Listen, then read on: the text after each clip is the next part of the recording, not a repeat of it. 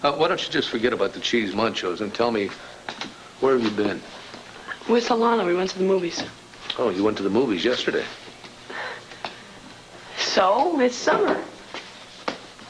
Well, what is this, a new thing where you take sacks of groceries to the movies? Or are you a one-man supply line for your friend Billy Douglas? I don't know what you're talking about. I think you do. I think you know where Billy Douglas is. I think you've been feeding him, hiding him. I think you've made this whole little escapade possible. Well, think what you want to think.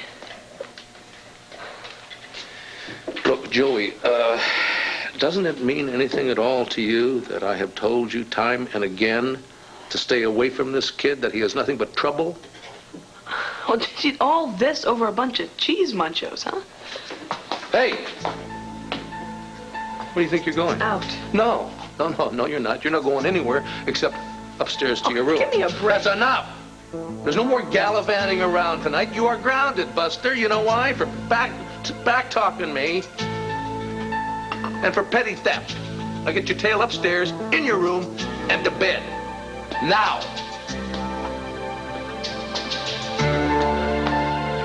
Where is Mom anyway? Is she going to the movies every night, too?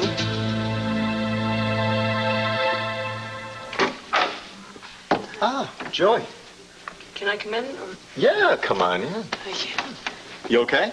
Yeah, I guess. You guess. See, Billy, has something happened? No, Billy's fine. Good. I guess it's me. It's you, huh? Okay, sit down. Thanks. Candlelight. Yeah. It's sort of nice. Yeah, I try to pretend it's the 18th century. Oh, is that what it was? You want something to eat, some food, munchies, anything? No, thank you.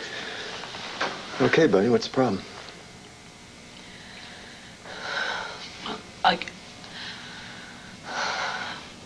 Well, I don't know where to start. Joey, the way you start is you take a deep breath and you tell me what's on your mind. Okay. It's my father. I don't know what to do. I want to be a good friend to Billy, and I want to be a good son. But I can't be both. Right. Yeah, well, I'm not going to give you a pat answer to this because you're kind of at a weird stage in your life, you know? You're too young to be on your own, and yet you're old enough to have opinions that might be different from your parents. So what do I do? You talk to your dad. You keep talking. You try to find some understanding. Of course, I'm not one to say anything. You should see me with my dad. Sometimes when I'm having problems with my dad, I think about Billy's dad. Well, then I think I'm lucky. I mean, I don't understand. I mean, Billy's dad, acts like he doesn't have a son anymore just because Billy's gay. I know. And you don't have any idea how sad that makes me. Joey, look. I know that you know where Billy is. I don't know anything. Hear me out here. You don't have to tell me. Or anyone else for that matter. Just, please, tell me one thing. Is he okay? Yeah. He's okay for now. Good. But he can't tell anybody that I know where he is. Don't worry You have about to promise me. I promise. Confidentiality. Priests and doctors, right? Well, that's not what Billy thinks. What do you mean? You remember the night he came here to talk to you? He told me that you told his mom that he was here. Okay, look, that's not true. What happened was that he was very upset. He walked out before I even had a chance to talk to him. Now, frankly, it was a tough call. On one hand, I felt his parents had a right to know where he was, but I went with the confidentiality, and that is what I promise anybody who comes to me for counseling. Well, I have a confession to make. Okay, lay it on me.